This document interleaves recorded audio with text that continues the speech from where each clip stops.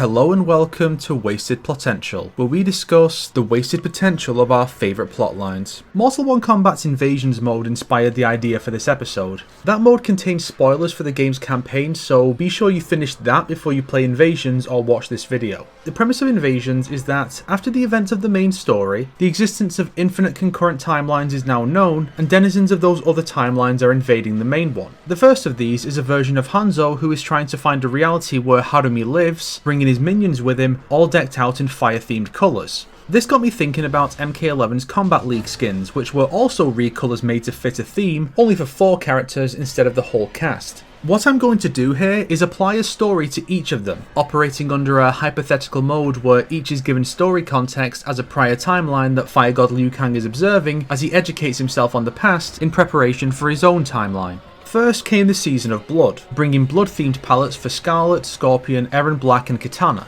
For this one, I'm picturing an alternate version of the MKX comic plot. Rather than Reiko, Havik opts to make Scarlet into the Blood God. Due to her nature as a blood golem thing, she successfully becomes a blood god without melting and kills Havik before he can betray her. She then uses the Kamidogu daggers to enslave various fighters, with Scorpion, Erron and Kitana being her primary enforcers. The player must then defeat them to get to her and put a stop to her conquest. Season 2's theme is Time, featuring Raiden, Jackie Briggs, Erron and Collector. A truly baffling selection of characters. I'm thinking this is a timeline where Kronika recruits these guys as her enforcers. She gets Jackie the same way she gets Jax in the story. Raiden is just naturally her enforcer in this timeline, or joins her in return for Earth's protection, a la Armageddon. She's the one who gives Erron his longevity in return for his role as her assassin. And Collector is used to gather the crown or something. It's like an alternate version of the main plot, with some roles switched and reimagined. Unfortunately, Kronika wins this version, deciding to rework the histories of the key resistance leaders, one of which is Sindel, to better suit her schemes. Season 3 is Revenants Reborn, putting Liu Kang, Kitana, Kung Lao and Jade in their Revenant outfits. I'm imagining this as a timeline where Hanzo didn't kill Quan Chi, allowing the Revenants to be restored. The player defeats them in their normal Revenant forms and helps to restore them. The ending then depicts these 4 defeating the other Revenants and restoring them to life as well.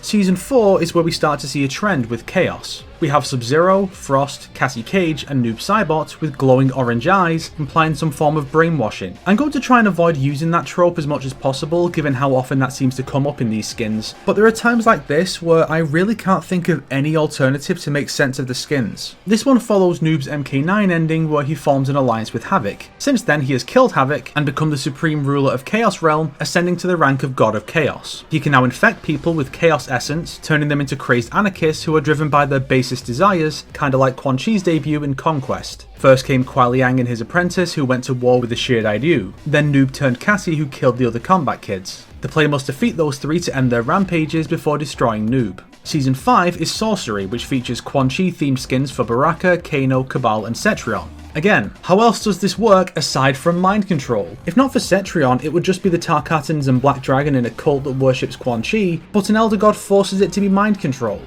This is a sequel to Quan Chi's MK4 ending. After he killed Shinnok, which was possible in that timeline, Kronika commanded Cetrion to hunt Quan Chi down, only for him to use his supreme power to corrupt her into his agent. He then turned the Black Dragon and the Tarkatans into his legions with which to conquer the realms. We must now fight through those armies to depose Cetrion, who is purified by whatever god survived the war with Shinnok, and she leads the final battle to destroy the sorcerer. Conquest is a strange one. The banner depicts Shao Kahn and Devourer fighting Kitana and Kotal, only for Kitana and Kahn to be left out, the skins going to Gearus and Collector instead. And the theme is so unclear here. The logo is the Outworld Kamidogu, but they just look like they've been rolling in dirt. My best idea is Outworld defeating the Earthrealm aggressors in the tournament following MKX, and Kotal becoming an extremist to protect Outworld like Raiden has become for Earth. He recruits Collector and Devourer to join his forces and conducts raids on other realms. Gearus is here because he's the one manipulating Kotal on Kronika's behalf. Both are defeated by the end, exposing Kronika and prompting a reset. Season 7 is Death, giving us Revenant versions of Johnny, Cassie, Sonya and Jax. I see this as a failure state for the Netherrealm war fought between MKX and 11. Jackie now commands the SF against the new Revenant recruits to put their souls to rest. In the end, we help her put them down and then continue the war against the main Revenants, maybe leading into Season 3's events. Season 8 is Naknad and Greed, a gold theme sporting skins for Shao Kahn, Noob Saibot, Sub-Zero and Jade. Not the actual Naknaden, weirdly enough. I'm picturing this as a sequel to Armageddon if Collector managed to deliver the finishing blow on Blaze. He becomes a god of greed, infesting the realms with intense avarice. These four are his most loyal followers, their greed driving them to do his bidding for grand rewards. The opposing force is led by Kung Lao, who has his worldly desires under control. He leads the likes of Shujinko and Kai, those who have reached enlightenment, as they fight to end Collector's influence over the realms. Season 9 is Souls, giving us skins for Kung Lao, Raiden, Cetrion and Kitana. I see this as a collapse of the heavens or the Netherrealm, forcing the souls of the dead into the realms of the living. Cetrion, as a goddess of light and life, makes herself into a receptacle of souls, recruiting Dark Raiden to assist in this. They purge Edenia of life to use the realm as the new afterlife. Kitana's body is inhabited by the dead of Edenia, turning her into a last hope for Edenia's people. Meanwhile, the great Kung Lao soul comes to inhabit the body of his descendant, and he vows to help Kitana restore Edenia's dead after they defeat the two gods. Season 10 is Shadows, a noob Cybot theme with skins for Scorpion, Scarlet, Frost and Liu Kang. My best idea here is that, as Fire God Liu Kang narrates these stories, he observes that, as M1K reveals, the battles with Kronika and Shang Tsung have led to numerous other outcomes being possible, which are MK11's arcade endings. This one follows Noob's victory where he takes control of the other fighters in his new era. Here, Bihan has made these notable fighters into his enforcers as he wages war with the realms. The player helps the resistance, probably led by Kuai Liang, to defeat them. Kuai Liang ends up restoring his brother and acting as an advisor as Bihan forges a new timeline to rid their reality of Noob's influence for good. Season 11 is Order, featuring Order Realm skins for Jax, Jackie, Baraka and D'Vorah. The obvious one would be Order Realm Brainwashing. Another is a tie into Season 4, where Jackie survived the fight with Cassie and now joins the counterattack. Like with Mind Control, I just don't want too many plots where Bihan is the villain. The only other option is Order Realm being the aggressive invader, having long since conquered Earthrealm, the Arniak Isles and Outworld, leading to these four being their champions. We join the tournament on Chaos Realm's behalf in the name of freedom. Order Realm's government falls, and Darius and Dairu will establish a new government. Season 12 is the Oshtek army, featuring Oshtek skins with actual effort put in for Jade, Liu Kang, Johnny Cage and Kano.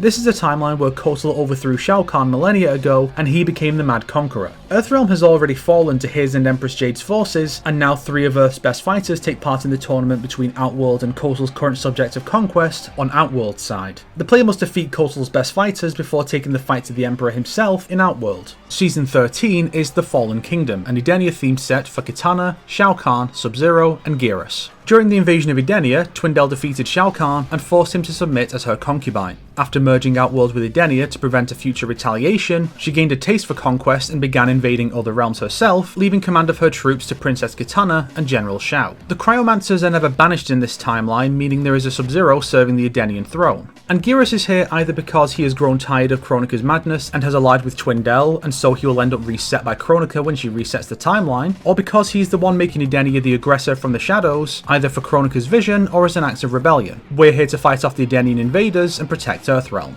Season 14, The Hive, is another one with effort put in, with Kaitin skins for Kotal, Scarlet, Cabal and Baraka. D'Vorah is either infecting people with something to turn them into Kaitin, possibly via Shang Tsung as a nod to the Hive on his island, or she's birthing children from within the warriors, and that's what these skins represent. The Hive is trying to amass an army to spread across all of Outworld, and we have to stop them, burning the Hive and wiping the Kaitin out for good. Season 15 is the Saurian Rebirth, coming with Saurian skins for Scorpion, Kung Lao, Jade and Noob. In this one, desperate to revive his race, Reptile searches Shang Tsung's texts and begins experimenting on various warriors to turn them into Saurians. Basically, he's become the lizard from Spider-Man. We have to stop him, ending with him either learning the true fate of the Saurians a la MKX, or being killed and ironically, leading his race to extinction via his actions. And finally, Season of Lawlessness, coming with brainwashed Black Dragon skins for Johnny, Cassie, Sub-Zero and Sindel. Kano wants to really hurt Sonya, so he converts her husband and daughter into loyal gang members. The tech he uses to do this comes from the Cyber Lin Kuei, leading to a conflict between the Black Dragon and Lin Kuei, resulting in the latter being converted into the former. And Sindel is here because maybe MK3's events occurred decades later in this timeline and Kano was entrusted with Sindel, but he betrays Khan by brainwashing Sindel into his own enforcer. Sonya leads the charge to end Kano and save her family and allies, possibly having to ally with Outworld to do so. And those are the 16 stories I've concocted for the Combat League skin themes. Despite my concerns about MK delving into multiverse stuff, the Hanzo story is somewhat interesting if a tad basic. Hopefully we'll get something more out there in future seasons. I can definitely see Revenants after Quan Chi drops, or even Saurians given some of the foes we can fight in the climax of story mode. Or maybe we get a movie skin pack based on Legends or 2021 2, and it's characters from those universes invading. The story already has a few nods to Snowblind, so King Kano as the villain would be pretty sick.